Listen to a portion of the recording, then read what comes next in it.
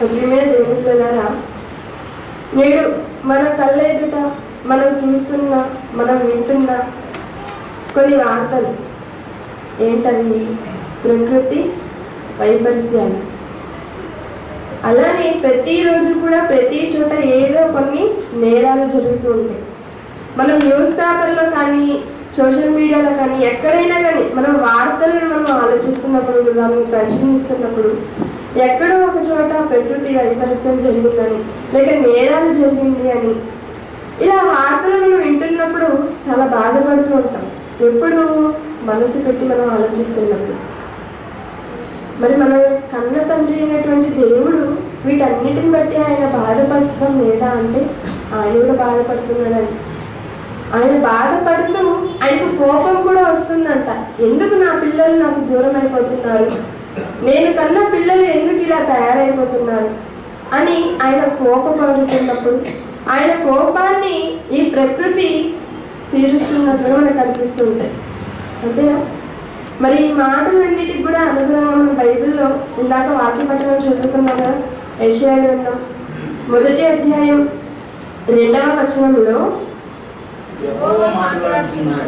ఎవరు మాట్లాడుతున్నారట? యెహోవా మాట్లాడుతున్నారు. ఎవరితో మాట్లాడుతున్నారు? మనుషులతోనా? కాదు. మనుషులు ఎవరు? దేవుని పిల్లలే కదా. మరి యెహోవా మాట్లాడుచున్నాడు అన్నప్పుడు యెహోవా దేవుడు తన పిల్లలతో మాట్లాడచ్చు కదా. లేదు, ఆయన ఎవరితో మాట్లాడుతున్నారట? ఆకాశమా ఆలకించుము. ఎవరికి చెప్తున్నారండి? ఇప్పుడు దేవుడు ఎవరితో మాట్లాడుతున్నారు? ఆకాశంతో. మరి ఆయనకి పిల్లలు ఎవరు లేరా? ఆకాశంకి ఎందుకు ఆయన చెప్పుకుంటున్నాడు? ఆకాశంతో ఆయన ఎందుకు మాట్లాడుతున్నాడు అంటే, ఆకాశం మనము ఈ భూమి మీద ఉంటున్నప్పుడు ఆకాశానికి కనిపించకుండా ఎక్కడైనా వెళ్ళి దాక్కోగలమా? లేదు. మనం ఎక్కడికి వెళ్ళినా కూడా మనం వెంబడించేది ఏంటి? ఆకాశం. మనం ఇండియాలో ఉన్నా మనకు ఆకాశం కనిపిస్తుంది, అమెరికాలో ఉన్నా మనకు ఆకాశం కనిపిస్తుంది. అంతేకాని భూమిలో సగం మందికి మాత్రమే ఆకాశం ఉంటుందండి, మిగిలిన సగం మందికి ఉంటుందని ఉంటుంది ఎక్కడైనా? లేదు. అంటే ఇప్పుడు ఆకాశం ఎక్కడ ఉంటుంది? మనం నివసిస్తున్న, మనం ఎక్కడున్నా మన చుట్టూ కూడా ఆకాశం మనకు కనిపిస్తుంది. కాబట్టి ఆకాశంతో తన బాధను పంచుకుంటున్నాడు. ఏమని? ఆకాశమా ఆలకించుము అని. అంటే మనం ఎక్కడికి వెళ్ళినా ఆకాశం ఉంటుంది కాబట్టి ఆకాశం అని చెప్తున్నాడు. మరి ఆకాశానికి జ్ఞాపక శక్తి ఉంటుందా? అది గుర్తించుకోగలదా? ఇంతకీ ఆకాశంతో దేవుడు మాట్లాడుతున్నాడు అంటే ఆకాశం వినగలుగుతుందా? ఆకాశం వినబడుతుందా ఆకాశంకి? ఇప్పుడు మనకి ఏ సమస్యలు ఉన్నాయి అనుకోండి, ఇప్పుడు మనం ఎవరితో పంచుకుంటాము? గోడ దగ్గరికి వెళ్ళి గోడ తట్టు తిరుక్కొని, మరి నాకు ఇన్ని అప్పులు ఉన్నాయి, నాకు ఇంత బాధ ఉంది, నేను చాలా అప్పులు చేసేసాను, పిల్లలకి పెళ్ళిళ్ళు చేయాలని గోడతో మాట్లాడుకుంటామా? మాట్లాడుకోం. అలానే మన ఇంటి దగ్గర పశువులు ఉన్నాయి కదా, కుక్కలు ఉన్నాయి కదా అని వాటి దగ్గరికి వెళ్ళి, ఇదిగో గేదె, నేను ఇన్ని లక్షలు అప్పులు చేసేసాను, మరి పిల్లలకి ఫీజులు కట్టాలి, నాకు ఏం అర్థం కావట్లేదు అని వాటి దగ్గరికి వెళ్ళి మనం బాధపడతామా? బాధపడం. ఎవరి దగ్గర బాధపడతాము? ఎవరైతే మన బాధ విని మనల్ని ఓదారుస్తారో వారి దగ్గర మన బాధని పంచుకోవడానికి మనం ఇష్టపడతాం. ఇప్పుడు దేవుడు కూడా బాధపడుతున్నారట. మరి బాధపడుతున్నటువంటి దేవుడు ఎవరితో పంచుకుంటున్నారు? ఆకాశంతో పంచుకుంటున్నాడు. అంతేనా? ఆకాశమా ఆలకించుమా అంటున్నారంటే ఇప్పుడు ఆకాశానికి ఏముంది? వినిపించే శక్తి ఉంది. ఆ ఆకాశానికి జ్ఞాపక శక్తి కూడా ఉంది. ఏంటి? ఆకాశానికి జ్ఞాపక శక్తి ఉందా? ఉందండి. ఒకసారి మనం యేసుక్రీస్తు వారి మాటలు మనం ఆలోచిస్తే, ఆయన శిష్యులకు సువార్త చెప్పడానికి వీరు పంపించారట. అలా పంపిస్తున్నప్పుడు ఆయన చేసిన ఒక హెచ్చరిక లేక జాగ్రత్త అనుకుంటే, ఆయన ఏం చెప్పాడు? మీరు ప్రతి గ్రామానికి, ప్రతి పట్టణానికి, ప్రతి ఇంటికి వెళ్ళి మీరు మాటలు చెప్పండి, నా గురించి చెప్పండి, దేవుడి గురించి చెప్పండి. వాళ్ళు విని మిమ్మల్ని స్వీకరించి మీకు ఆహారాన్ని పెట్టి పంపిస్తే పర్లేదు. ఒకవేళ మిమ్మల్ని వారు అంగీకరించలేదా, మీరు ఏం చేయాలి? పట్టణం చివరికి వచ్చేసి మీ పాద ధూళిని దులిపి వచ్చేయండి అన్నారు. ఎందుకు చెప్పారు ఆ మాట? ఎందుకంటే వారి నిమిత్తం తీర్పు జరిగినప్పుడు ఎవరు సాక్ష్యం చెబుతారట? ధూళి. ధూళిని కదా వాళ్ళు విడిచింది. అంటే ఇప్పుడు ధూళికి కూడా జ్ఞాపక శక్తి ఉందా? ఉంది. ఇప్పుడు మనందరం సెల్ ఫోన్స్ యూజ్ చేస్తున్నామా? అది యూజ్ చేస్తున్నాం. మన చేతుల్లో బైబిల్ లేకపోయినా కూడా ఏముంటుంది? ఖచ్చితంగా సెల్ ఫోన్ ఉంటుంది. మరి ఆ సెల్ ఫోన్లో మనం ఒక నెంబర్ పెట్టుకుంటామా? లేదు, 2 పెట్టుకుంటాం. ఎందుకు? నెట్వర్క్. మనం ఏ ప్రదేశానికి వెళ్ళినా, ఏ ప్రాంతానికి వెళ్ళినా మనం అందుబాటులో ఉండాలని 2 వాడుతూ ఉంటాం. మరి అదే మొబైల్ ఫోన్లో మనం ఆలోచిస్తున్నప్పుడు మెమరీ కార్డ్ అనేది ఉంటుంది. అది ఎంత ఉంటుంది?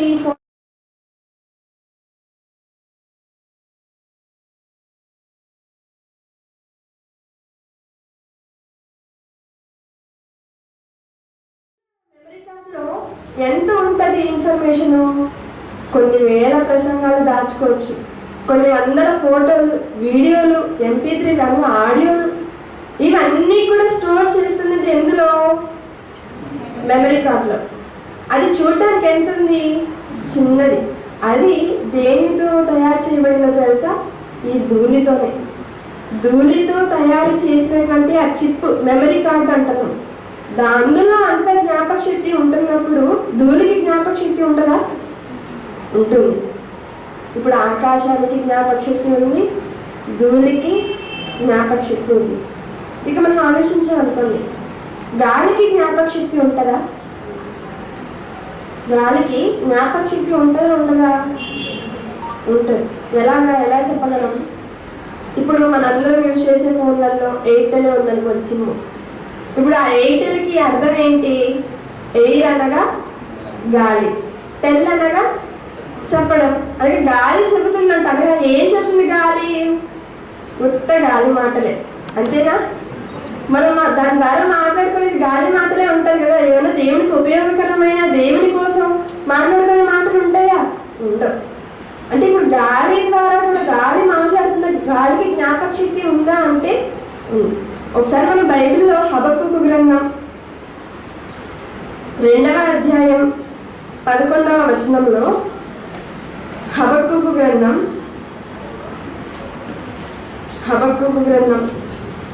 దొరకట్లేదు కదా ఎవరికి? హబక్కూకు గ్రంథం 2వ అధ్యాయం 11వ వచనం. గోడలలోని రాళ్ళు మొరపెట్టుచున్నవి. ఏవి మొరపెడుతుందంట అండి? గోడలలోని రాళ్ళట. అంటే చాలా మంది మాట్లాడుతున్నప్పుడు ఏం చెప్తారు? ఏదైనా సీక్రెట్ ఉంది అనుకోండి, చాలా అది ఎవరికి తెలియదు, టాప్ సీక్రెట్ అంటాం కదా. ఇప్పుడు అలా మాట్లాడుకుంటున్నప్పుడు మనం మాటలే ఉపయోగించే ఒక పదం ఏంటి? అరే అప్పుడప్పుడు గోడలు కూడా చెవులు ఉంటాయి, కొంచెం చిన్నగా చెప్పు అంటాం. అంటే మనం కూడా చెప్పగానే చెప్తున్నాం ఏమని? గోడలు కూడా వింటుంది అని. ఇప్పుడు గోడలలోని రాళ్ళు మొరపెట్టుచున్నవి అట. ఎందుకు? మనం కూడా నైట్ అయితే ఇంటికి వెళ్తాము, మన గదిలోనికి వెళ్తాము, పడకకి వెళ్ళే ముందు మనం ప్రార్థిస్తాం ఏమని? ఇదిగో మరి దేవా, పొద్దున్న నుండి రాత్రి వరకు నీ కృప ద్వారా నేను ఊరి మీద గాలిగా తిరిగేశాను, నన్ను ఎలాగో కాపాడేశావు. ఇప్పుడు నేను పడుకోవడానికి వెళ్తున్నాను, ఇంకో పరలోకం నుండి ఎలాంటి దూతలు రావాలి? వెండివి రాకూడదు, రాగివి రాకూడదు. ఎలాంటి దూతలు రావాలి? బంగారు దూతలు నా కొరకు పంపించి నా పడక చుట్టూ కంచగా ఉంచు అంటాం. ఇప్పుడు గోడలలోని రాళ్ళు ఏమనుకుంటుంది? అస్సలు పంపిక తండ్రి, కావాలంటే వీళ్ళని వేసే తండ్రి అంటుంది. ఎందుకు? వాటికి మొత్తం మనం చేసే ప్రతిదీ కూడా వాటికి తెలుస్తుందా? తెలుస్తుంది. మనమేమో చక్కగా వచ్చి ప్రార్థన చేసుకుంటుంటే అవి కూడా ప్రార్థన చేస్తున్నాయంట దేవునికి, అంతేనా? గోడలలోని రాళ్ళు ఎవరికి మొరపెట్టుచున్నవి? దేవునికి మొరపెడుతుంది. ఏమని? మన గురించి సాక్ష్యం చెప్తుంది, అంతేనా? ఇంకా ఏమన్నారు? దూలముల వాటికి ప్రత్యుత్తరం ఇచ్చుచున్నవి చెబుతుందంట.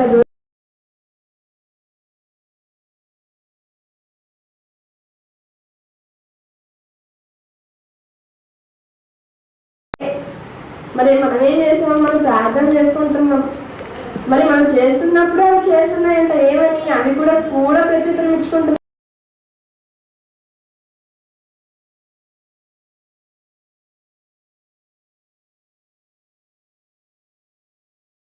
లేనప్పుడు ఉన్నాం మనం వేరు. అంతెందుకండి, ఇప్పుడు మనం చర్చిలలోకి మనం చూస్తుంటాం,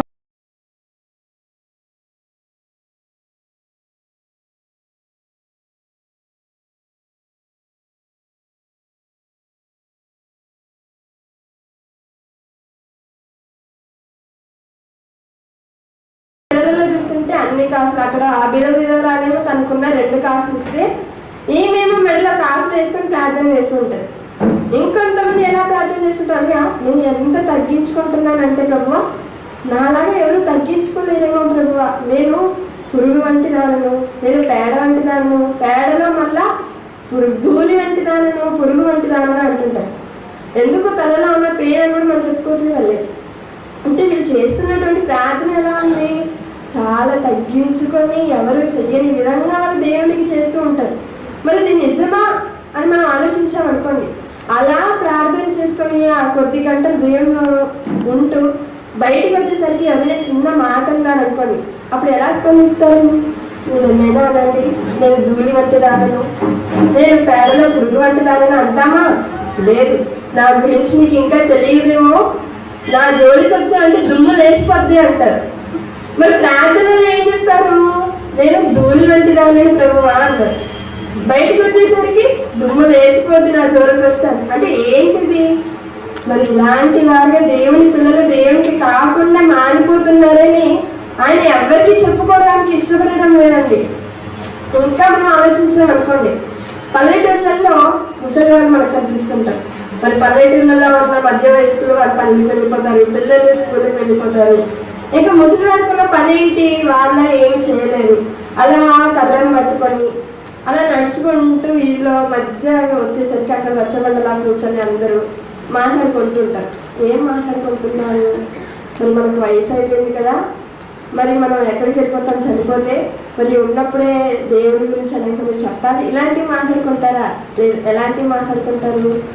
మరి వైఎస్ పార్టీ వచ్చుంటే బాగుంటుందేమో, మరి చంద్రబాబు నాయుడు వచ్చారు కానీ ఇంకా ఏం చేయలేదేంటి అని దేశంలో ఉన్న రాజకీయ నాయకుల గురించి స్టార్ట్ చేసి, ఇక్కడ ఊర్లో పక్క ఇంట్లో స్టార్ట్ చేసి మొత్తం ప్రపంచం అంతా మాట్లాడుకొని వచ్చేస్తూ ఉంటారు.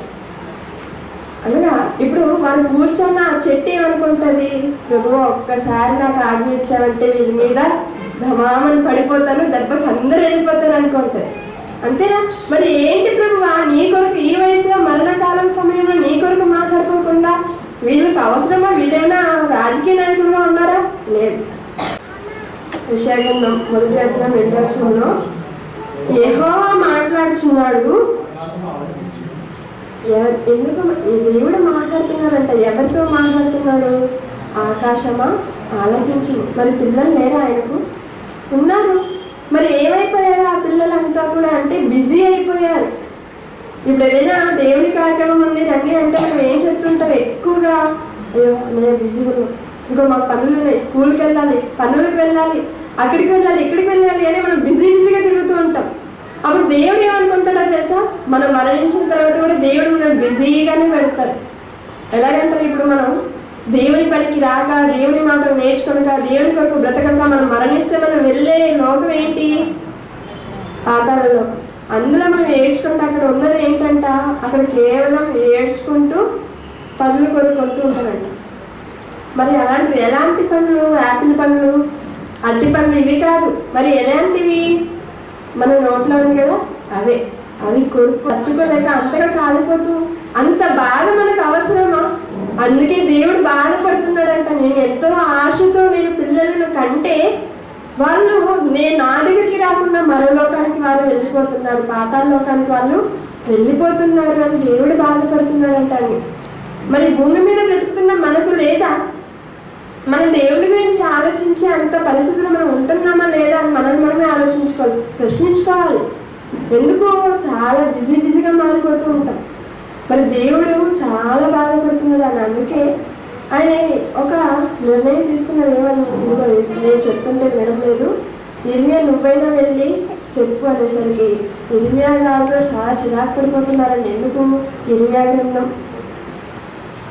గ్రంథం 6వ అధ్యాయం 10వ వచనంలో, ఇర్మియా గ్రంథం 6వ అధ్యాయం 10వ వచనంలో విందురని,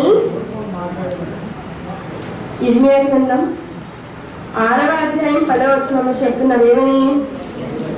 విందురని, తిందురని కాదు. ఏముందండి అక్కడ? విందురని. తిండి కొరకు చెప్పట్లేదు ఆయన. దేని గురించి చెప్తున్నారు? విందురని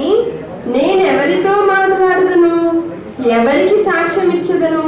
వారు వినుటకు తమ మనసు సిద్ధపరచుకున్నారు కనుక వినలేకపోయిరి. చెబుతున్నాడంటే ఇర్మియా, కానీ ఎవరు కూడా వినడం లేదంట. విందురని నేను ఎవరికి చెప్పుతుందయ్యా, నువ్వేమో వెళ్ళి చెప్పమంటున్నావు, కానీ వాళ్ళేమో వినటం లేదు. నువ్వు వారికి సాక్ష్యం ఇమ్మంటున్నావు, వాళ్ళు అసలు వినడానికే వారి మనసును ఇవ్వలేకపోతున్నారు. నువ్వు వెళ్ళి చెప్పు అంటున్నావు. మనం నిజంగా మనం ఆలోచించుకున్నాం అంటారు. మనం దేనికి ఎక్కువగా ప్రయారిటీ ఇస్తుంటాము? దేవుని మాటలకు ఇస్తుంటామా? లేదు. మరి దేనికి? ఏదైనా విందులు, వినోదాలు, సంతోషాలు, వీటి కొరికే మనం ఎక్కువగా ప్రయారిటీ ఇస్తుంటాం. కానీ దేవుని మాటలకు మనం ఇచ్చే చాలా తక్కువనే. దేవుని మాటలు చెప్తానని మనం ఫోన్ చేసే వరకు చెప్పామనుకోండి, అయ్యో సిస్టర్ నాకు టైం లేదండి, నేను బిజీగా ఉన్నాను, నాకు పని ఉంది, మళ్ళీ ఎప్పుడైనా చూద్దాం అంటుంటారు. అదే ఫోన్ చేసి నీకు విషయం తెలుసా వాళ్ళ నాన్న గురించి అంటే, అయ్యో అయ్యో ఏమైంది చెప్పు చెప్పు అంటారు. అంటే ఎంత ఇంట్రెస్ట్ మనకి పక్కన వాళ్ళ గురించి వినడానికి. అలానే పురుషులు కూడా అంతే. అయ్యో అదే నీకు అతని గురించి తెలుసా, అతను ఇలాంటి వాడట, అతను అలాంటి వాడట. అంటే మనుషులు ఒక మనిషి గురించి తప్పుగా ఇలాంటి మాటలు వినడానికి ఇష్టపడుతుంటారు, కానీ దేవుని మాటలు వినడానికి ఇష్టపడే వాళ్ళు ఉన్నారా అంటే చాలా తక్కువ అండి. అందుకే చెప్తున్నాడు ఇక్కడ ఇర్మియా ఏమని, ఇదిగో నీ మాటలు విందురని నేను ఎవరితో మాట్లాడుదును, ఎవరికి సాక్ష్యం ఇచ్చుదును, వారు వినుటకు తమ మనస్సు సిద్ధపరచుకున్నారు కదా, వారు వినలేకపోయారు. అందుకని ఇప్పుడు మళ్ళా మనం ఒకసారి యెషయా గ్రంథం 1వ అధ్యాయం 2వ వచనంకి వచ్చామనుకోండి. యెషయా గ్రంథం 1వ అధ్యాయం 2వ వచనంలో యెహోవా మాట్లాడుచున్నాడు. దేవుడు మాట్లాడుతున్నారంట. ఏమని? ఎవరితో? ఆకాశమా ఆలకించము, భూమి చెవియొగ్గుము. ఎవరిని వినమంటున్నాడండి? భూమిని. ఎందుకు? మనం చెవి ఎగ్గడం లేదు, మనం వినడం లేదు కాబట్టి ఆయన ఎవరికి చెప్తున్నాడు? భూమికి. ఎందుకు ఆకాశానికి భూమికి చెప్తున్నారు? మనం బ్రతకాలంటే ఉండవలసింది ఈ రెండింటి మధ్యలోనే, అంతేనా? మన పైన ఆకాశం ఉంటే భూమి మీద మనం ఈ రెండింటి మధ్య మనం ఉంటున్నాం కాబట్టి మన గురించి సాక్ష్యం ఎవరికి చెప్తున్నారంటే ఈ రెండింటికి చెప్తున్నారు, ఆకాశానికి భూమికి. మరి ఏం చెప్తున్నారు? మనం ఈ రెండింటికి కనిపించకుండా ఎక్కడికైనా వెళ్ళి దాక్కోగలమా అని? చిన్నప్పుడు కథలు చెప్పేవాళ్ళు. ఏమని? నక్క చేసిన అప్పు అని. నక్క ఎవరి దగ్గర అప్పు చేసిందంటే భూమి దగ్గర అప్పు చేసిందంట. కొన్ని రోజుల తర్వాత అప్పు తీర్చలేక కొంచెం దూరం ప్రయాణం చేసి వెళ్ళిపోయిందంట. వెళ్ళిపోయేసరికి మళ్ళా భూమి కేక వేసిందంట, ఇదేంటిది, నేను ఎక్కడికి వెళ్ళినా భూమి నా దగ్గరికి వచ్చేసింది అని మరొక ప్రాంతానికి వెళ్ళిపోయిందంట. అది ఎక్కడికి వెళ్ళినా తీరా ఉండవలసింది దేని మీద? భూమి మీదే. అలానే మనం కూడా ఇప్పుడు బ్రతుకుతున్నది ఎక్కడ? ఆకాశానికి భూమికి మధ్య. కాబట్టి ఈ రెండింటిని మనకు సాక్ష్యంగా పెట్టాడట. అందుకే ఈ రెండింటితో చెప్తున్నాడు ఏమని? నేను పిల్లలను కన్నానయ్యా. మరి దేవుడే కదా మనకి ఇంత చక్కటి అపురూపమైన రూపాన్ని ఇచ్చి మనం తల్లి గర్భంలో మనం నిలవబెట్టి ఎలాంటి బాధ ఆయన చేయకుండా మనకు కలిగించకుండా చక్కగా మనకు చక్కటి అవయవాలను ఇచ్చి మనల్ని రూపించి తల్లి గర్భంలో కాపాడి మరలా ఈ భూమి మీదకు ఆయన పంపించి మనల్ని ఈ రోజు వరకు ఆయన బ్రతికిస్తున్నారంటే ఆయనదే కదా. అలా బ్రతికించి అవయవాలన్నిటిని ఇచ్చి భూమి మీద పంపిస్తే ఇదిగో నేను వారిని కని వారిని పెంచి గొప్పవారంగా చేసి తిని వారు నా మీద తిరగబడి ఉన్నారు. దేవుని మీద తిరగబడి ఉన్నారట. దేవుని మీద తిరగబడ్డారంట. ఎవరు? దేవుని పిల్లలు. ఇప్పుడు దేవుని మీద దేవుని పిల్లలు తిరగబడితే ఎలా ఉంటుందండి ఆయన బాధ? అందుకే ఈ ప్రకృతి ఏం చేసింది? అయ్యా నువ్వు మాట మాకు ఇవ్వు, మేము నీకు సహాయం చేస్తాం. ఏ పిల్లలైతే నీ మాట వినట్లేదు అదే పిల్లలు నీ మాట వినేలాగా మేము చేస్తాం. అందుకే కదండి నేడు మనం చూస్తున్న ఈ ప్రకృతి వైపరీత్యాలన్నీ ఎలా జరుగుతున్నాయి. మరి రైతు గురించి మనం ఆలోచించామనుకోండి, చక్కగా పంటలు వేస్తారు, అన్నిటినీ కోసి కాదాన్ని అమ్మే సమయంకి వచ్చేసరికి మొత్తం కూడా నీళ్లు వచ్చేసి మొత్తం కూడా పంట అంతా నాశనం అయిపోయి ఎంతో మంది రైతులు ఆత్మహత్య చేసుకునే సంఘటనలు మనం చూస్తుంటాం. మరి ఎందుకలా జరిగిపోతున్నాయి? ఇంకొద్ది రోజులు నింటే తను బ్రతికుంటాడేమో కదా, కానీ అలా లేదని. ఎందుకు దేవుడు అనుకున్నాడు తెలియాలి, వీళ్ళకి బాధ తెలియాలి, వీరు ఆ బాధ పడి అయినా నా దగ్గరికి రావాలి. అంతేనా? బాగున్నప్పుడు ఎన్ని మాటలు చెప్పినా, ఎన్ని హెచ్చరికలు చేసినా, ఎన్ని జాగ్రత్తలు చెప్పినా మనం దాన్ని స్వీకరించే మనసు మనకు ఉండదు. అదే మనకి యాక్సిడెంట్ అయ్యో, మనకు ప్రమాదం జరిగో, మనం మంచాన పడ్డామనుకోండి, అప్పుడు కానీ దేవుడాను. అంతేనా? ఒక సామెత ఉంది, ఏమని? బాధ పడితే కానీ బోధ పడదంట. బాధలోనే మనకు బోధ అర్థమవుతుంది. అన్నీ ఉన్నప్పుడు, ఇంత చక్కటి బ్రతుకునిస్తున్నప్పుడు మనం దేవుని కొరకు ఆలోచించే వరకు ఉంటున్నామంటే లేదు. కనుకనే ఆయన తన గురించి ఆలోచించుకునే విధంగా ఆయన చేసుకుంటున్నారంట. చివరిగా ఒక మాట మనం చూసుకున్నట్లయితే ఇర్మియా గ్రంథం 5వ అధ్యాయం 24వ వచనంలో, ఇర్మియా గ్రంథం 5వ అధ్యాయం 24వ వచనంలో తండ్రి, ఇర్మియా గ్రంథం 5వ అధ్యాయం 24వ వచనంలో, వారు రండి మన దేవుడైన యెహోవా యందు భయభక్తులు కలిగి ఇందుము, ఆయనే తొలకరి వర్షమును కడవరి వర్షమును దాని కాలమును కురిపించువాడు కదా. నిర్ణయింపబడిన కోతకాలపు వారములను ఆయన మనకు రప్పించునని తమ మనసులో అనుకొనరు అట. దేవుడే మనకు వర్షాలను ఇస్తున్నాడు, ఆయనే మనకు ఆహారం ఇస్తున్నాడు అని వారు తమ మనసులో అనుకుంటున్నారా? లేదు, అనుకొనరట.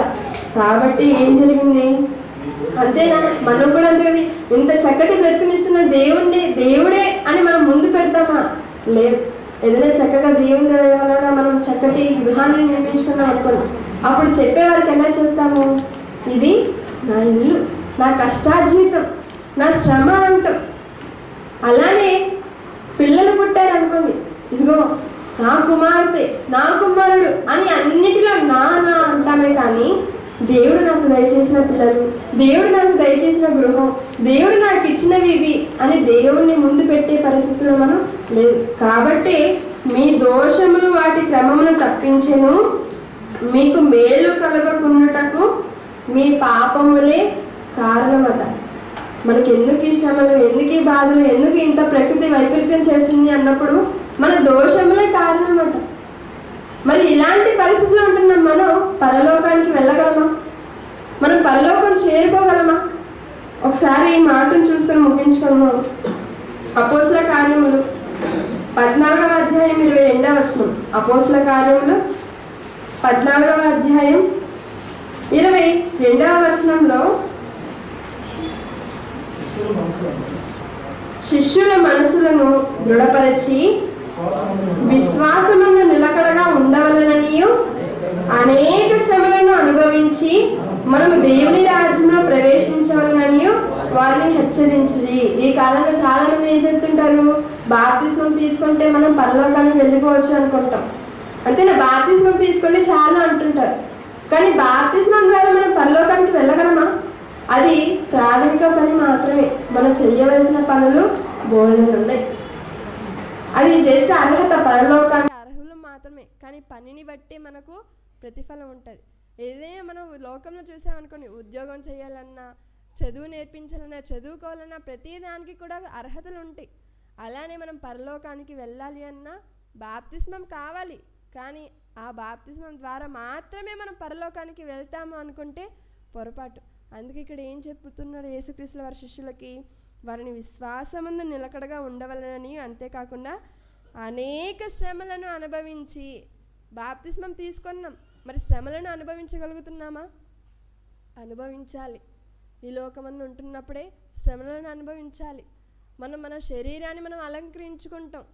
అంతేనా? చాలా వరకు ఈ ప్రపంచంలో మేకప్కే ఎక్కువగా పోతుంది అంతా కూడా. మరి మన శరీరాన్ని కాదు, మన ఆత్మను మనం అలంకరించుకునే వారిగా ఉండాలి. ఈ దేహాన్ని మనం కాచుకునే వారిగా ఉండాలి. ఈ దేహంలో మనం ఉంటున్నంత వరకే దేవుని కొరకు బ్రతికి, దేవుని మనసు తెలుసుకొని ఆయనను సంతోషపరిచే వారిగా మన అందరం ఉంటేనే అప్పుడన్నా ఈ ప్రకృతి వైపరీత్యాలు తగ్గి, అవి వస్తున్నాయి అంటే కారణం మనమే, మనం చేసిన దోషాలే, పాపాలే కారణం అన్నాడు. మరి తగ్గాలి అంటే మనం మంచిగా దేవుని పని చేయాలి, బ్రతకాలి అనుకుంటే మనం ఏం చేయాలి? దేవుని మనసును ఎరిగి ఆయనను సంతోషపరిచే వరకు మనకిచ్చిన అవయవాలను దేవుని పనిలో మనం వాడుతూ ఆయన సంతోషపరుస్తూ ఆయనున్న లోకానికి మనందరం కూడా చేరుకోవాలని కోరుకుంటూ, మరి ఇంత చక్కటి అవకాశాన్ని ఇచ్చిన కన్నతండ్రి దేవునికి, పెద్దలకును ప్రభువైన యేసుక్రీస్తు వారి పేట వందనాలు తెలియజేసుకుంటూ ముగిస్తున్నానండి. కళ్ళు మూసుకొని